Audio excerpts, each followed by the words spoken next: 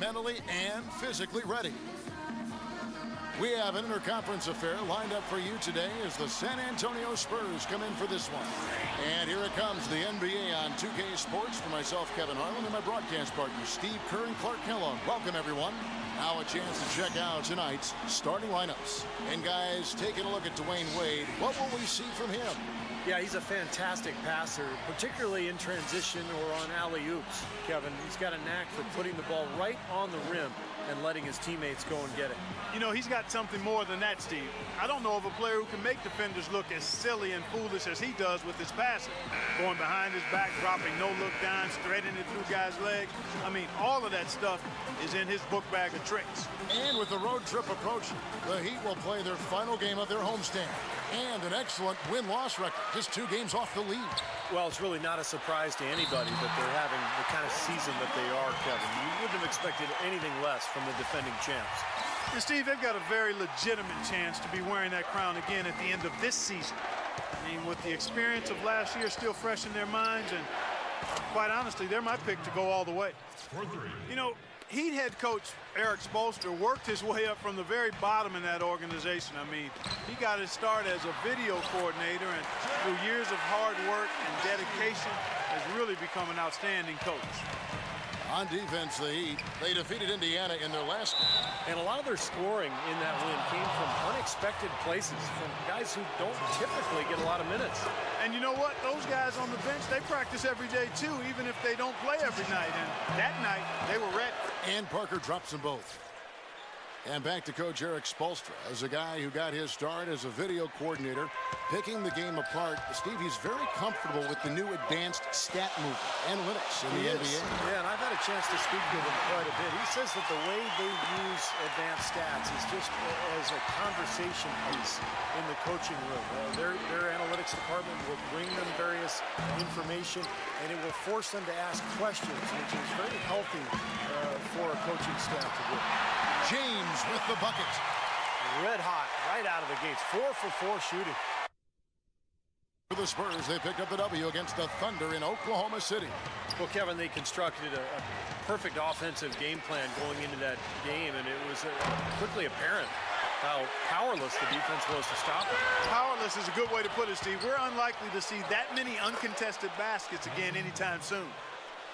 Here's Wade, averaging 19 points per contest. Nattier, the pass to Wade.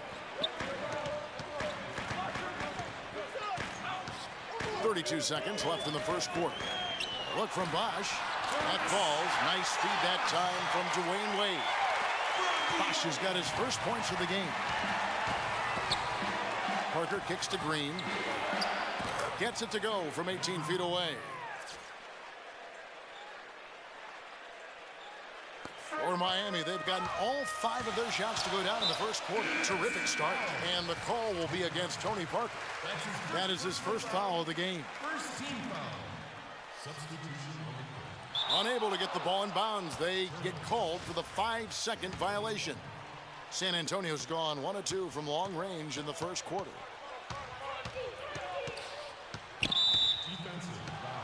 The Spurs have been perfect at the line so far, albeit just 2 for 2. Well, how about the numbers for this club? As a team, 79% from the free throw line this year. One of the things they've done, guys, is taken pride in their free throw shooting this season, and rightfully so. There's not a lot you can say that hasn't been said before about his skill at the charity stripe. Here's Mills, and he buries that one, drilling the rim on the way down.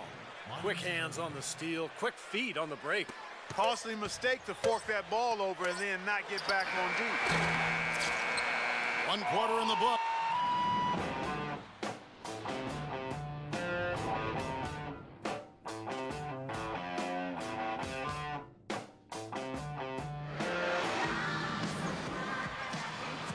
Welcome back, folks. We have a close game here at the start of the second quarter of play. And before we move on, what do you guys think about what we've seen so far from the Spurs? Well, they've been getting to the foul line here an awful lot. The aggressive play really paying off. Yeah, and you know what? It also helps to put the mute button on the crowd. I mean, when you methodically score at the line, that can put those fans on their hands. On the 4 for San Antonio, Diao and Duncan at the 4 and the 5. Ginobili out there with Mills, and it's Bellinelli in at the 3 slot. Knocked away. And that'll be Miami as it goes out of bounds. The Heat retain possession. While we have a moment, let's now take a look at the top shot blockers in the NBA. 5th is Tim Duncan. Now, there aren't going to be many nights when you don't see him put up a big number in that column. The Spurs making a switch here. Splitters checked in. San Antonio on defense. Last time they met was in San Antonio. Yeah, they really had their number in that game. Big margin of victory for them. They got there by really including their bench. The depth became a major factor. They just wore them down. And the shot is good. A little confusion defensively. Yeah, you know what? He sent the D a little message with that 3. San Antonio leading. Mills dishes to Bellinelli. And they wasted no time getting those 3 points back. Bellinelli's got himself going with the triple, his first basket of the game. What Steve just talked about regarding how much they spread their scoring around was probably the most striking thing about that big win. And the fact that they did have such a huge lead allowed them to even use their bench a little more than normal, and that was something that served them well. Allen drives in. This game's going to take a big swing.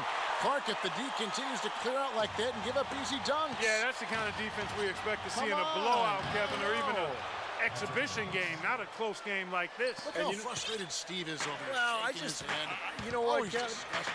Come on, Kevin. I just like that he didn't choose to just lay it up there. I mean, he threw it down with force. Stupendous. I love that word. Save that one. The word and the jam. I want to see it again. Just beautiful. You can't top that. I love the alley-oop play. So much fun to watch. They get it back. Splitter kicks to Mills. A second chance effort. Foul call that time on the way up. That'll give him 2 chances at the free throw line here. Shard Lewis picks one up. The Spurs have been excellent at the free throw line here today. A flawless 6 for 6. And the Heat going with the whole new group on the floor. And the second free throw, good. The 2-possession lead is what they were looking for there, so they can deal with that one miss. Here's LeBron. And the officials whistle a foul on the shot. The bucket's good. He'll go to the line. He's getting his first free throw attempt of the game here. Well, pretty average numbers for him from the foul line, shooting about 75%. Miami trailing. 3-pointer. Wade. Miami no good on that time either. And a fast break now for the Spurs. And stolen by LeBron. Wade kicks to Battier. The shot's good on the assist by Wade. Battier's got his second basket of the night. They have side in the first half, guys, and it's paid dividends. Yeah, it sure has, Clark. I mean, with as many points as they've gotten in the paint, they really haven't had to do much on the perimeter. It's all time. Thanks, Kevin. Coach, what do you think the team... And now, brought to you by Sprint. Time now. The Sprint Halftime Report, presented by Sprint. And now the start of the second half. Neither side jumping out ahead through the first 2 quarters. Look at Patrick Mills. What a contribution. Well, he shot his share of free throws, that's for sure. He got to the line, drew contact, and you love getting to the free throw line. Easy points if you can get them. Steve, I think they may have to rotate the defensive assignment on him from now on just to avoid foul trouble on any one player. I mean, he's drawing a lot of fouls on guys. While we've got a moment, let's set the floor. Brought to you by Gatorade, all fueled up for the second half. And for Miami, look at who they've got out there. On the wings, it's D-Wade and LeBron James. Shane Battier is out there with Chris Bosh, and it's Allen in at the point. One of the great shooters in the history of the game. I mean, Ray Allen is just amazing with that deep range, incredible accuracy, and he can also put the ball on the deck a little bit once or twice, pull up jump shots, get to the foul line. Allen's just one of the most consistent scorers we've had in the game for a long time. And he's rehearsed that motion for so long. It's automatic. I mean, it's something he can do in his sleep. He doesn't even think about the situation or the defender. He eyes his target and lets it fly. It's pretty much been the norm for them. Getting their points off assists and great ball movement. Nice rhythm and flow for this team. Tremendous communication and alertness. Took him no time at all on that one. 14 points for Parker. His shooting's been outstanding. Definitely one of the reasons his team is up in this game. Allen for 3. They get the rebound. And it's going to be 2 free throws. Drew contact on the shot. Yeah, the defender draped all over it. Pretty plain and simple. Got him good there. The Heat have shot just 1 free throw, missing that one earlier. Manu Ginobili, he's checked in for the Spurs. It doesn't seem to be going away is his quickness off the dribble. He still has that devastating crossover. He may not be able to do it every night, but there are nights when he just looks like he's right in his prime. Now here's Leonard. No scoring yet from him, but that's likely to change. Ginobili can't hit. Well contested shot there. And that's the key defensively. You've got to make them work for it, challenge every shot. The lead changes hands once again. There's been no separation between these two teams tonight. What an intriguing basketball game, that's for sure. Launches a 3, and it's Miami with the rebound. And here's the fast break. LeBron leading the way. An amazing finish with a hand right in his face. James has got the lead up to 3 now for the Heat. 12 seconds left to play here in the third. Here's Parker. And it's D. Wade with the rebound. Really high-quality shot there. Just a little off with his release. That miss right there will definitely leave him shaking his head. And it's on its way from Chalmers for 2. It's off. And we're at the end of the third, and we've still got a close one.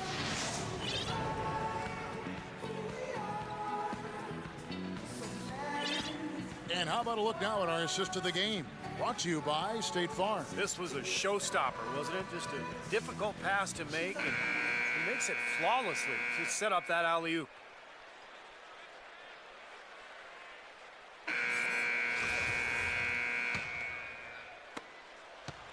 The Heat leading by 3. On the floor for San Antonio, starting the fourth quarter. Parker and Danny Green are your 1 and your 2. Diaw and Duncan at the 4 and the 5. And it's Leonard in at the small forward. Green, no luck. And you gotta like the defense inside, really protecting the rim. Challenging shots and making his presence felt around the rim, that's exactly what he can give you. Wade from outside. Tony Parker grabs the miss. Spurs trail by 3. Here's Duncan, and he gets the bucket. Duncan's got the fourth quarter started here with a bucket for San Antonio. What a beautiful play inside, using that height advantage to just lay the ball up and in when they really needed a basket. Jones for 3. Shot's good. And the Heat lead by 4. Confident and composed on the three-point shot at a critical juncture. Clutch. Parker passes to Diaw. That drops, and it comes off an assist from Parker. Parker's got 3 assists tonight. Boy, it kind of reminds me of your team, Clark. Well, not exactly. We did give a little better effort. I mean, neither squad really digging in at that end. At least we tried to play defense. An excellent game we've seen from LeBron. He's got 14 points and a steal. He's been their leader, stirring the drink at the offensive end and then anchoring the defense. Well, it's a good example, Clark, of how you set the table for the rest of your teammates. He's really brought focus and energy to this game. What a floor leader he's been at the offensive end. You know, he's done a terrific job of moving the ball around, sharing it, dispersing it, and running the show. Got a piece of it. It's stolen by Duncan. It's going to take something special, maybe a miracle for them to come back right now. How about a little luck? Boy, I love it. Active hands on the steal, active feet on the fast break. And Clark power on the dunk. And guys, this is just too close of a game to be giving the ball up like that and then failing to get back in transition. And now we've got the intentional foul. And the first of 2, no good. Heartbreaking. A different look now for San Antonio. Splitter comes in for Boris Diaw. And Ginobili in for Daniel Green. Just about 1.5 minutes gone by here in the fourth. Parker kicks to Leonard. Not enough on that one as it misses. You know, he's so confident, sometimes to a fault. And that showed right there. That's a bad shot. Exactly. I mean, that's self-inflicted damage right there. There are a lot better options than what he took. So he goes 2 for 2 at the line, and it's an 8-point game. San Antonio calls timeout. They're behind by 8. There's 18 seconds left to play here in the fourth. Guys, your thoughts? Well, never say never, I guess. They just have no quit in them. And I think you have to respect that attitude and approach. I know most teams would have called it a game already.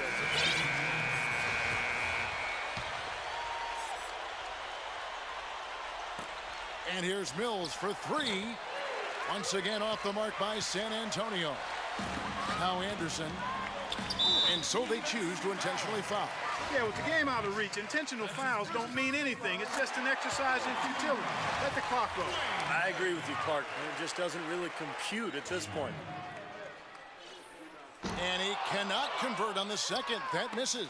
And that should be enough to get the job done, even though he didn't get all of them. And an intentional foul right there. I have no idea why he was fouling there. And even the foul, I mean, you can't be wrapping guys up like that. I mean, it just doesn't make any sense. That's a meaningless play. And so it's Miami winning this one. It was a solid win, Clark. Yeah, it was, and I think it came down to will more than skill. They went out and got this one. And so now we'll go down to Doris Burke, who's standing by live with our Jordan Player of the Game. Doris? Thank you, Kevin. LeBron, tonight another example of this team's excellent work here at home. What does winning here at home mean to this team? It means a lot. It means that we come in every night and try to protect home court, and also our fans give us all the spirit and all the enthusiasm to come out and play hard in front of them. So a lot of credit to our fans that come and pack this gym every night. We're on our home floor, and our coaching staff always prepare us the right way to come out and try to dominate home. Thank you for the time, sir. Guys, back to you. Thank you, Doris, for that. And now for Clark Kellogg, Steve Kerr, and Doris Burke. This is Kevin Harlan saying see you next time as we present our Jordan Player of the Game, LeBron James.